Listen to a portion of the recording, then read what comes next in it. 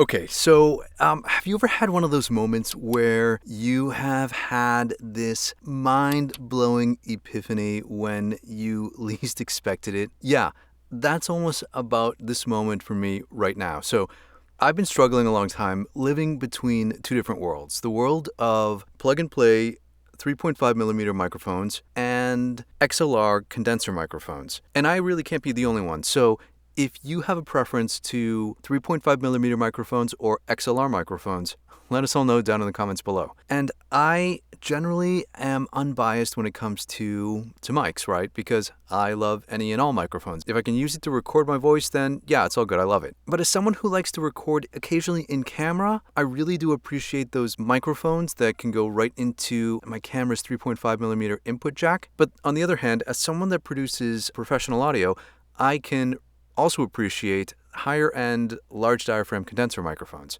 And yes, each of them have different purposes and use cases, but for the longest time, I was assuming there was a huge divide between the audio quality, and then this thing blew my mind away. So this is the RODE VXLR Plus adapter, and what it does is it takes your XLR input that provides phantom power, typically 48 volts, and converts that down to somewhere around 5 volts, which is what a lot of plug-in power microphones use with their 3.5 millimeter output. And yeah, I didn't think that this VXLR Plus was going to be, such a big deal.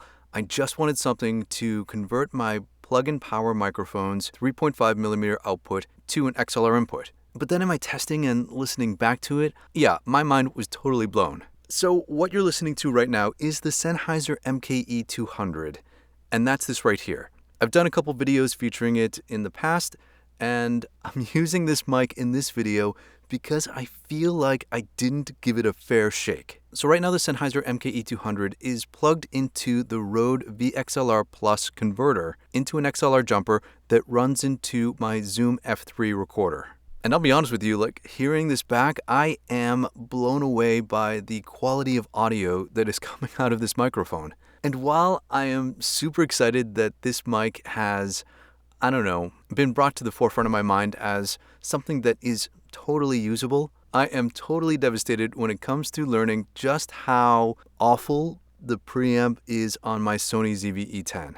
And this is what the Sennheiser MKE200 sounds like when it is plugged directly into the Sony ZV-E10 at an audio record level of 14. And if you're wondering if the Zoom F3 is the part of the chain that's making the difference, well, now you're listening to an audio sample of the Sennheiser MKE200 going into the RODE VXLR Plus, into the Zoom F3, and then being output from the F3 into the Sony ZV-E10. The Sony ZV-E10 record level is set to 1, and the Zoom F3's output level is set to -12 dB. And as you can hear, it sounds almost identical to when this microphone is plugged directly into the camera.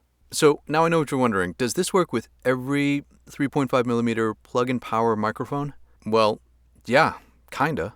And yes, it totally works with lavs too. Here is the RODE Lav Go plugged into the VXLR Plus going into my Zoom F3. And this is what it sounds like when the Sennheiser MKE200 is plugged into the VXLR Plus running into my Yamaha AG03, effectively making this microphone a USB mic. And yes, to answer that question that I know you're already thinking, the RODE Video Mic Go 2 totally works with the VXLR Plus going into an audio interface using phantom power.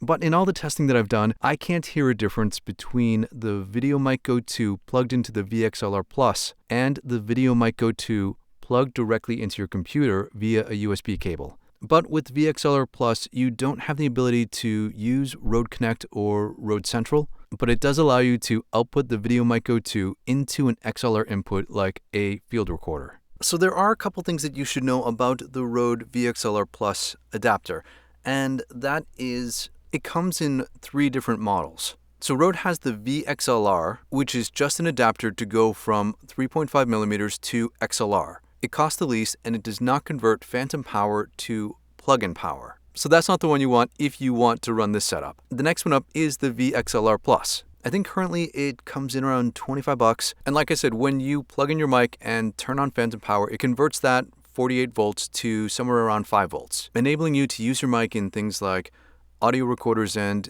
audio interfaces. And then there is the RODE VXLR Pro, which functions the same as the VXLR Plus in so much that it converts phantom power to plug-in power, but it does a much better job of mitigating interference, which allows you to have a much longer XLR run. So who is the VXLR Plus for? Well, it's for the content creator who might have a variety of different plug-in power microphones that they've been using on their camera for a number of years, but want to start making the leap into expanding their mic locker with XLR offerings and still want to use their microphones with their new XLR inputs, whether that be a standalone recorder or whether that be an audio interface. So it really provides a stepping stone, right, for you to be able to use the equipment that you might currently have with your upgraded equipment without totally abandoning it. So hopefully this has helped you, and if you have any questions, as always, feel free to leave them down in the comments below, and we'll talk again real soon.